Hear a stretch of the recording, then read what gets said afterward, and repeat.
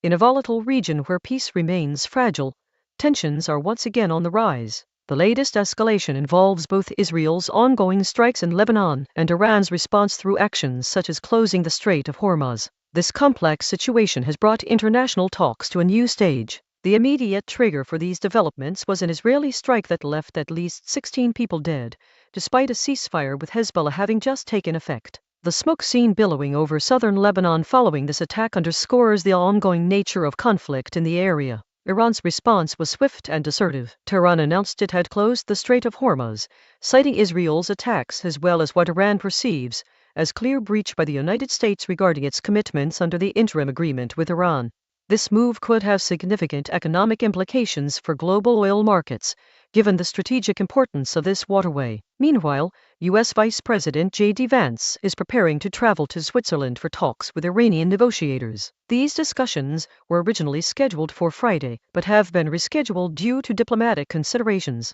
The United States expects progress in these negotiations only once Iran feels that the U.S. has fulfilled its obligations under the interim agreement. The United States' expectation of progress hinges on how Iran interprets this fulfillment. U.S. Vice President JD Vance told Fox News, "My understanding, talking to Jared and Steve this morning, is things are going well." He added, but Tehran's foreign ministry spokesperson Esmail Baghaei signaled that little might happen until Iran felt the U.S. was living up to the deal. This situation highlights the delicate nature of a ceasefire and the challenges faced by both sides in maintaining stability. Tehran's decision to close the Strait of Hormuz is seen as a response to perceived U.S. betrayal, while Pakistan has confirmed technical-level talks between the United States and Iran will begin on Sunday in Bugenstock, Switzerland. However, there are concerns that little progress may be made until Iran feels that the U.S. is living up to its commitments. Iranian Foreign Ministry spokesperson Esmail Baghaei emphasized this point, stating, "This trip is therefore about demanding that the other side fulfill its obligations." He added,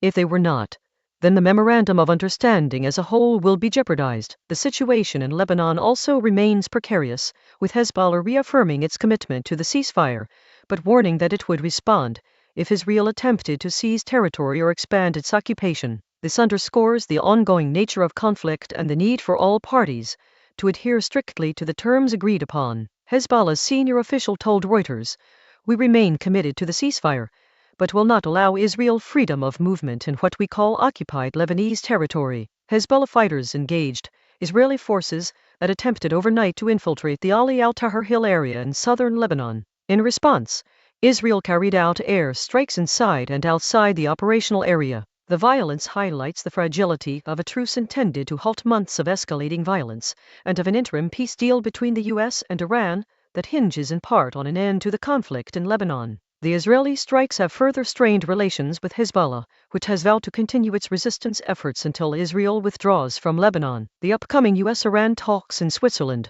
are expected to be crucial in navigating this volatile situation. However, their success hinges on both sides' willingness to uphold commitments made under the interim agreement. If these conditions are not met, it could lead to a breakdown of the ceasefire and potentially exacerbate tensions further, with serious implications for regional stability. In summary, these developments underscore the complex interplay between regional actors in Lebanon and Iran's response through actions such as closing the Strait of Hormuz. The upcoming U.S.-Iran talks in Switzerland are expected to be crucial in navigating this volatile situation, but their success hinges on both sides' willingness to uphold commitments made under the interim agreement.